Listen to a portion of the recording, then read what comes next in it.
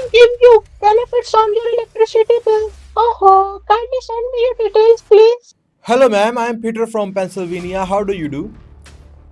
गंदा है पर धंधा है ये, इतना अरूज कहां से मिल गया? मुझे बड़ी क्यूरियोसिटी पैदा हुई कि यार आखिर ये लोग काम कैसे कर रहे हैं। अब मार्केट के अंदर डायलर्स बहुत फेमस है। जो लोग बैठे हुए थे वो तमाम तर अपना असल नाम जो थे वो छुपा लिया करते थे। आपके पास क्या आपका एटीएम कार्ड है? आखिर इसका काम क्या है? करोड़ों डॉलर्स करोड़ों शहरियों से लूटे गए। कि बड़े शर्म की बात है कि जब वहां से यहाँ पे एजेंसियों को फोन आए और वो उनको कहेंगे फड़ो है ना कुत्ते दे पुत्रा नु।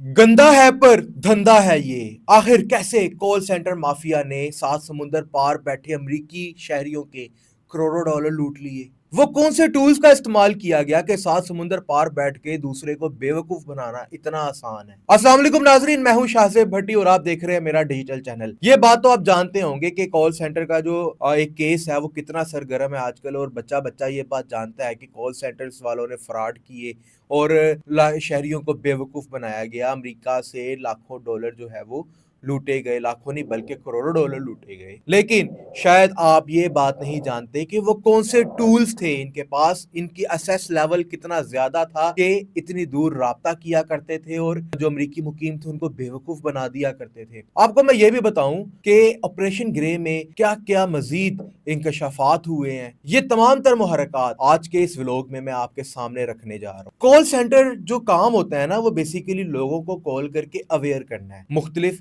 एजेंट्स को हायर किया जाता है। कोई भी कंपनी किसी भी एजेंट को हायर करती है, एजेंट्स का एक ग्रुप बनाया जाता है और लोगों को वो फोन करते हैं और अपनी प्रोडक्ट के हवाले से आगाह करते तौर पर, जैसे जैस कम्युनिकेशन सर्विस है, जोंग टेली कम्युनिकेशन सर्विसेज है, मुख्तलिफ जो प्रोजेक्ट्स हैं उसके हवाले से कॉल आते हैं। उन्हें कहते हैं लेजिट कंपेन्स, जो कि लीगल कंपेन्स हैं और अपनी जो प्रोडक्ट है उसके हवाले से आपको आगाह कर रहे होते हैं। लेकिन इस ही बिजनेस मॉडल को जब फ्रॉड के लिए इस्तेमाल किया जाने लगा तो इस बिजनेस मॉडल के जरिए नाजायज पैसा भी कमाने को आया और फिर बहुत से लोगों ने इसको बाआसानी पैसा कमाने का रास्ता बना लिया कि किस तरीके से बाआसानी लोगों को बेवकूफ बनाकर इनसे इनकी जेबें जो है वो लूट ली जाएं। तो बिल्कुल बात कर लेते हैं कि अब पाकिस्तान के अंदर किसी को कॉल करके बेवकूफ बनाना तो बहुत आसान है, लेकिन एक आम शहरी किसी को सात समुंदर पार कॉल करके उसके साथ फ्रॉड करे, ये बिल्कुल आसान नहीं है। ये बात आप भी जानते हैं। आपको मैं ये बताता चलूं कि खवातीन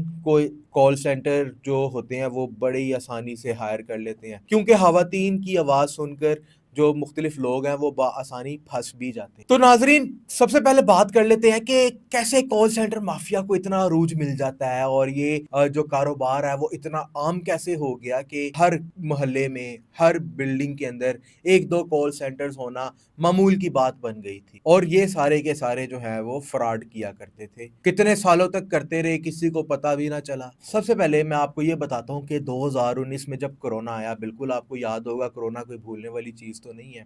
तो इस दौरान जो मुल्क की मईशत थी, बल्कि मुल्क की बात नहीं करता मैं बात करता हूँ पूरी दुनिया की मईशत जो थी वो बिल्कुल बैठ गई थी। लोग उल्टा बेरोजगार हो गए थे। इसी दौरान जो सबसे पहले वो अफराद जिन्होंने वो ऐसे बैचलर्स कर रहे थे जो कि 2016 से लेके 2020 तक जिनकी डिग्री चलनी थी, वो लोग जब पास आउट हुए यूनिवर्सिटीज के अंदर से, उनको आगे रोजगार भी ना मिले। और अगर कोई शख्स उनको रोजगार देने के लिए बुलाया करता था अपने पास तो 20-25 हजार रुपया तनख्वाह देता था। अब जहाँ पे इतनी ज्यादा महंगाई हो गई है वहां पे एक शहरी को आप 20-25 हजार रुपया तनख्वाह दें तो शायद वो लेगा नहीं। उन्हीं अफराद को ये कॉल सेंटर्स माफिया जो है वो अप्रोच किया करते थे। फेसबुक और गूगल के जरिए अपनी कंपेन्स लगाया करते थे। जॉब अवेलेबल है, 60-70-80 हजार रुपया बेसिक सैलरी इनको दी जाती थी। अब किसी ने चाहे डॉक्टर की डिग्री की है, किसी ने बीएस मैथ कम्युनिकेशन की है, या फिर कोई मैथमेटिशियन है, या फिर किसी भी प्रोग्राम के अंदर उसने डिग्री की है, कॉल सेंटर की जॉब लेने के लिए वो चला जाता था। जिसको आसानी उसको पता था कि मैं 50-60 हजार रुपया महीना कमा लूंगा तो मेरा क्या जाता है, प्लस मुझे एक सेल मारूंगा तो कमीशन भी मिल जाएगी। तो ऐसा बंदा जिसको ना नौकरी मिल रही है तो 20-25 हजार रुपए के लिए मिल रही है, तो इससे बेहतर है कि वो कॉल सेंटर में जाके बैठ लिया करता था और वहां पे कॉल सेंटर का काम शुरू कर दिया करता था। लेकिन आम एजेंट को को इस बात का नहीं पता होता था कि उसको इस्तेमाल किस लिए किया जा रहा है। तो इस दौरान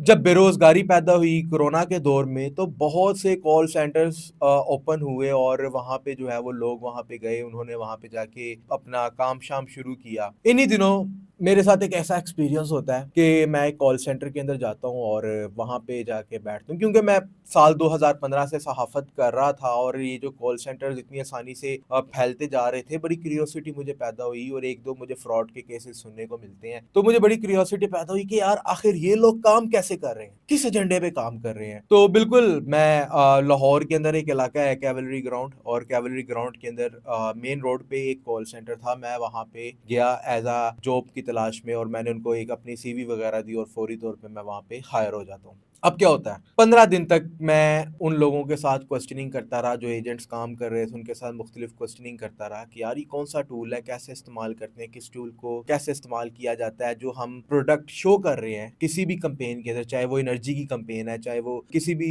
हवाले से कोई कंपेन है, अगर हम लोगों को फोन करके कोई प्रोडक्ट सेल कर रहे हैं तो फायदा किसको हो रहा है? क्या हमारे मालिकान की अप्रोच इतनी ज्यादा है कि वो वहाँ की जो मल्टीनेशनल कंपनीज हैं उनके साथ भी राब्ते में है, और मालिकान भी बिल्कुल आम लोग ही होते थे। कोई ये ऐसा नहीं कि वो लैमोजीन के अंदर आ रहा है, बिल्कुल ही कोई लड़के बॉयज हो गए या मैच्योर किस्म का एक बंदा हो गया जो कि मालक होता था, नॉर्मल गाड़ी में आता था। तो क्या मैं सोचता था कि यार इस बंदे की अप्रोच इतनी ज्यादा है कि यार ये यूके की जो बड़ी बड़ी कंपेन्स और बड़ी बड़ी कंपनीज हैं उनके लिए ये यहाँ पे बैठ के ह्यूमन रिसोर्स क्रिएट कर रहा है। तो इसी दौरान जो है जब मैंने ये क्वेश्चनिंग वगैरह शुरू की, और बड़ा मैं आपको एक्सपीरियंस ही बता रहा हूँ कि मुझे जो है ना बड़ी मशकूक नजरों से देखा जाने लगा कि शायद इसको जो है वो कुछ ज्यादा पता ना चल जाए। लिहाजा वो 15 दिन जो मैं वहां पे गया और इस तमाम तर वाकये को मैंने इन्वेस्टिगेट किया, इससे मुझे बहुत ज्यादा जो है वो नॉलेज उसी टाइम मिल गया कि वो कौन कौन से टूल थे जो इन तमाम तर चीजों में इस्तेमाल हुआ करते थे। अब मार्केट के अंदर डायलर्स बहुत फेमस है। डायलर एक तरह का सॉफ्टवेयर होता है कि जिसकी ना कोई सिम होती है, ना वो मोबाइल के अंदर डलता है, बल्कि कंप्यूटर के अंदर एक डिवाइस के अंदर एक सॉफ्टवेयर डाउनलोड उसको किया जाता है और डायलर के जरिए उसके पास इतनी असेस होती है कि वो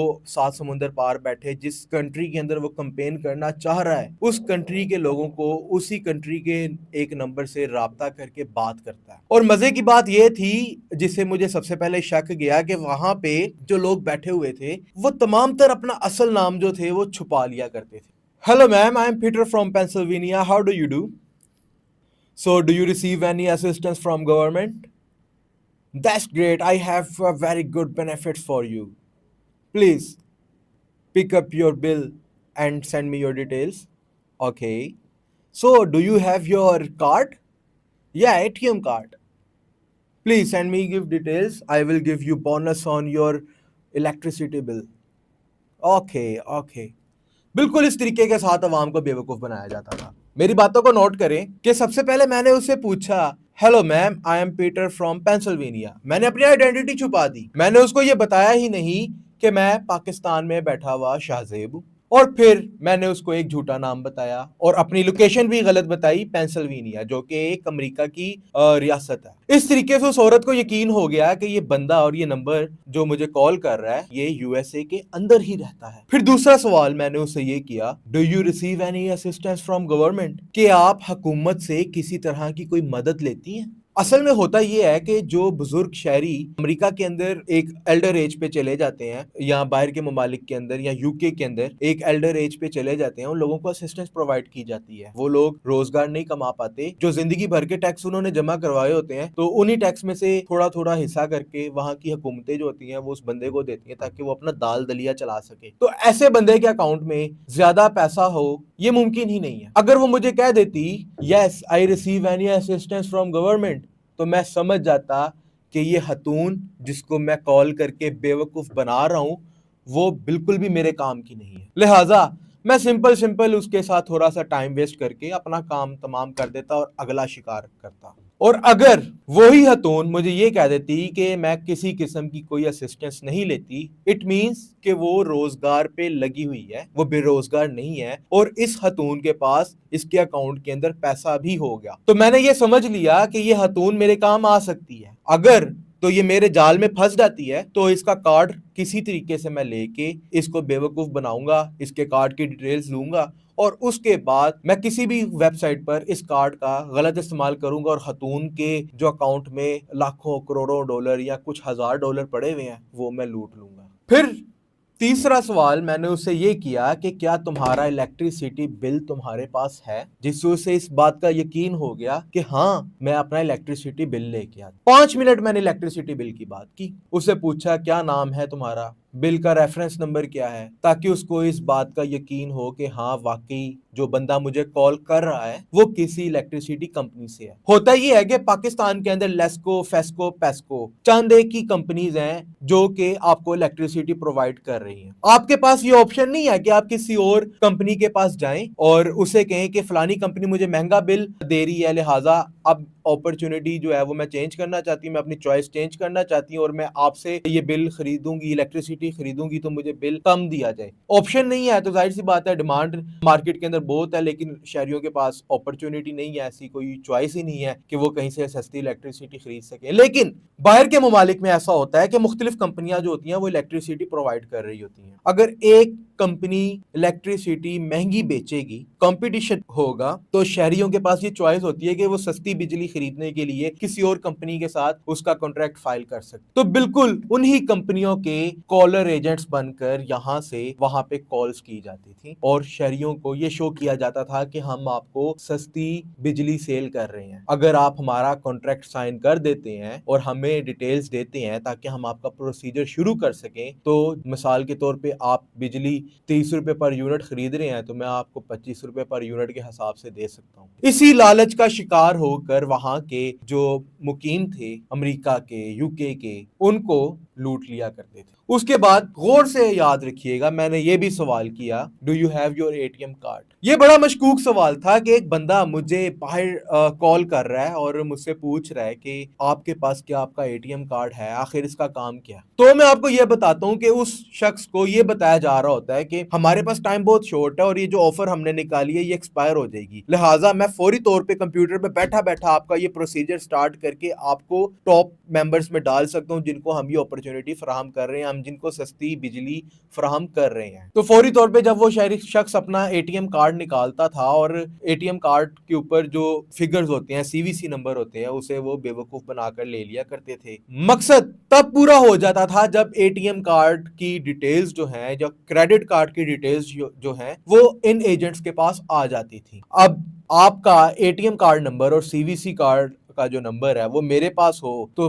जानिए कि मैं आपके अकाउंट के साथ क्या क्या कर सकता हूं, उसको बिल्कुल ब्लैंक कर सकता हूं। तो यही तरीका वारता जो था वो अपनाया जाता था। अब बात कर लेते हैं टूल्स की। टूल्स कौन से इस्तेमाल किए जाते थे? मुख्तलिफ तरह के डायलर्स इस्तेमाल किए जाते थे। लाहौर के कलमा चौक में जेल रोड पर बहुत सी ऐसी कंपनीज हैं जो कि ये डायलर मंथली बेसिस पे 25,000 रुपए में मंथली पैकेज करवा कर ये डायलर फरोख्त करती हैं और ये तमाम तर कॉल सेंटर्स जो हैं वो डायलर खरीदते हैं, जिसके बाद ये उसका पैकेज करवाते हैं और सिंपल जब ये यहाँ से बैठ के बाहर के ममालिक में कॉल किया करते हैं और कॉल करने के बाद वहां से उनको बेवकूफ बना देते हैं। बआसानी जब मुझे यहाँ से पाकिस्तान के नंबर से कॉल आएगी और मैं फोन सुनूंगा और मुझे कोई कहेगा कि फलाने इलाके के अंदर कोई सुहेल बैठा है या अली बैठा है मुझसे बात कर रहा है, तो यकीनी तौर पे मैं उसकी बात भी यकीन करूंगा। लेकिन अगर मुझे किसी गैर ममालिक से कॉल आएगी तो उसका कंट्री कोड भी मुख्तलिफ होगा और अगर वो मुझे कहेगा कि मैं इस्लामाबाद में किसी होटल से बात कर रहा हूँ और आपको ये अपॉर्चुनिटीज देना चाह रहा हूँ, तो जाहिर सी बात है मुझे भी मशकूक लगेगा। तो अगले शख्स को यकीन दिलवाने के लिए मुख्तलिफ डायलर्स का इस्तेमाल किया जाता था। इसके अलावा बहुत से ऐसे पेड टूल्स अभी भी मौजूद हैं जो कि लेजिट कैंपेन्स के लिए बनाए गए थे, लेकिन उनका गलत इस्तेमाल करके उन शहरियों को बेवकूफ बनाया जाता रहा। अब होता यह है कि यहाँ पे बैठे शहरी जो हैं वो बआसानी ये समझते हैं कि हम तो 7 समुंदर पार बैठे हैं, हम किसी के अकाउंट से करोड़ों डॉलर भी लूट लेंगे तो शायद हम पकड़े ही नहीं जाएंगे। लेकिन जब ये तरीका कार इतना आम हो गया और करोड़ों डॉलर्स करोड़ों शहरियों से लूटे गए तो वहां की हुकूमत जो है वो हरकत में आने लगी और देखा ये जाने लगा कि पाकिस्तान, भारत और बांग्लादेश से ये तमाम तर कॉलर माफिया वहां पे बैठ के इन कॉल सेंटर्स को ऑपरेट कर रहा है और जो फर्स्ट वर्ल्ड कंट्रीज हैं जिसमें यूके है, यूएसए, ऑस्ट्रेलिया और मुख्तलिफ ममालिक हैं, वहां पे ये कॉल्स की जाती हैं और वहां से जो है वो उनके पैसा लूट लिया जाता है, जिसका कोई रिकॉर्ड भी मौजूद नहीं है। तो एक एफबीआई एजेंट कामरान फरीदी ने भी कहा था कि बड़े शर्म की बात है कि जब वहां से यहाँ पे एजेंसियों को फोन आए और वो उनको कहेंगे फड़ो है ना कुत्ते दे पुत्रानु, बड़ी शर्म की बात है। जब वहां से कॉल आया और बताया गया कि किस तरीके से यहाँ पे बैठ के ये कॉल सेंटर्स ऑपरेट हो रहे हैं, तो फिर ऑपरेशन ग्रेस शुरू हो गया। मुख्तलिफ कॉल सेंटर्स पर छापे मारे गए, जहां पे दर्जनों बच्चे और बच्चियां बैठकर ये तमाम तर अपने काम कर रहे थे, फ्रॉड कर रहे थे, या शायद कुछ बच्चों को ये भी नहीं पता था कि वो जो काम कर रहे हैं या उनकी जो जॉब है वो किसी फ्रॉड के लिए इस्तेमाल की जा रही है। ये बिल्कुल ऐसे ही है जैसे बेनजीर इनकम सपोर्ट की तरफ से आपको एक कॉल आती है, एक मोहतरमा आपसे बात करती है और फिर आपको मोहतरमा जो है वो कहती हैं कि अगर आप इस व्हाट्सएप नंबर पर राब्ता कर लेते हैं या आप इस नंबर पे हमसे राब्ता करते हैं तो आपका 70,000 रुपया इनाम निकल है जो कि हम आप तक पहुंचा देंगे। और बेवकूफ हो तुम यार, 30,000 रुपया अपने पास रख लो, 40,000 हमें दे दो। वैसे भी मुझे भी एक बार कॉल आई, मैंने तो उसको ये जवाब दिया कि मैं किसी नंबर पे राब्ता नहीं करने वाला, कुछ पैसे तुम रख लो और मेरे घर बाकी पहुंचा दो। असल में होता ये है कि जब आप उस नंबर पे राब्ता करते हैं तो आपकी जो सिम की डिटेल्स वगैरह होती हैं वो सारी की सारी उनके पास चली जाती है और वो पीछे एक पिक्सल, एक डाटा ऐसा बनाया जाता है जिसके बाद वो आपकी फैमिली ट्री भी निकाल सकते हैं। और उस फैमिली ट्री के जरिए फिर बाद में आपको किसी दिन एक कॉल आएगी, आपको बताएंगे कि आपका फलाना रिश्तेदार है, वो मुसीबत में है, मैं वो बन के बात करेंगे आपसे और आपसे जो है वो पैसे मांगेंगे। और बहुत से लोग हैं जो बेवकूफ बन जाया करते हैं। ऐसा नहीं है कि हर शख्स को कॉल की जाती है और पैसे लूट लिए जाते हैं। एक एजेंट एक दिन में बैठा बैठा कई सौ कॉल्स करता है और कई सौ कॉल्स करने के बाद रोज के 2 4 5 लोगों को बेवकूफ बना लेता है। तो लालच जो है वो बुरी बला है और इंसान शुरू से इसमें आता रहा है, आगे भी शायद आता रहेगा। शायद सबक हम लोग नहीं सीखते तो इसलिए जो है वो नुकसान हो जाता है। अपने मेजबान शाहजेब भट्टी को इजाजत दें। अल्लाह हाफिज।